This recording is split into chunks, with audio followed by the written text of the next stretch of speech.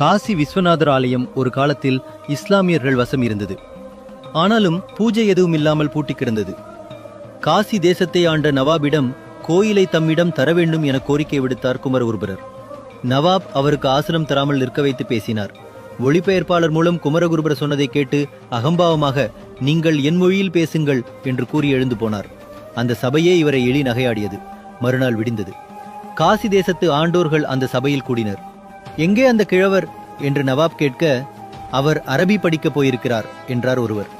அடடே, அவருக்கு வயதாகிவிட்டது, இறைவனிடம்தான் அரபி படிக்க வேண்டும் என்றான் ஒருவன்.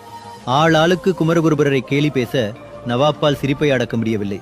அப்போது அந்த சபையின் வாசலில் சிங்கத்தின் கர்ஜனை குரல் கேட்டது. எல்லோரும் திடுக்கிட்டு திரும்பினார்கள்.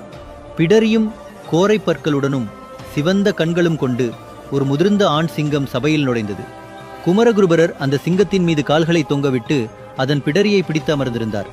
அவரே ஒரு ஆண் சிங்கம் போல் காட்சி தந்தார். அவரது நரைத்த முடியும் தலைப்பாகையும் வயிறு வரை நீண்ட தாடியும் அவரை சிங்கம் போல் காட்டின. அந்த ஆண் சிங்கத்தை தொடர்ந்து 3 பெண் சிங்கங்களும் அதன் குட்டிகளும் அங்கே வந்தன.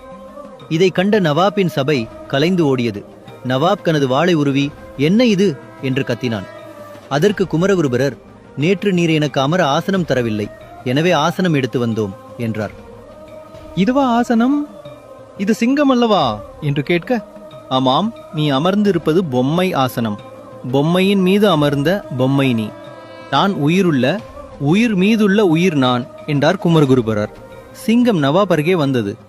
நவாப் கத்தியை கீழே போட்டுவிட்டு அலறினான். துதி பாடுகின்ற கூட்டம் ஓடிவிட்டதால் ஆபத்தில் காக்க யாரும் இல்லை. குமரகுருபரர் சிங்கங்களை தனது அருகே அழைத்தார். அவர் காலடியில் சிங்கங்கள் உட்கார்ந்தன. நவாப் அவருக்கு சலாம் செய்தான். நான் தெரியாமல் பேசிவிட்டேன், மன்னிப்பு கேட்கிறேன் என்றான்.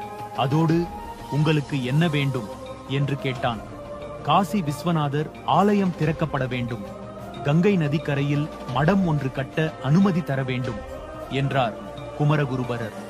நீங்கள் என் மொழியில் பேசினால் தருகிறேன் என்றேனே என்று நவாப் கூற, அதற்கு அவர், நான் உன் மொழியில்தான் பேசுகிறேன், நீதான் எனக்கு பதில் சொல்கிறாயே என்றார். ஆமாம், பாரசீகத்தில்தான் பேசுகிறீர்கள், இது எப்படி சாத்தியமாயிற்று எனக் கேட்டான். எல்லாம் இறையருள், இறை எல்லோருக்கும் பொது, எல்லா மொழியும் இறைவன் காலடியில் தூசு என்றார். உடனே நவாப், காட்டுச் சிங்கங்களையே காலடியில் போட்டு வைத்திருக்கும் உங்களுக்கு இந்த நவாப் எம்மாத்திரம்?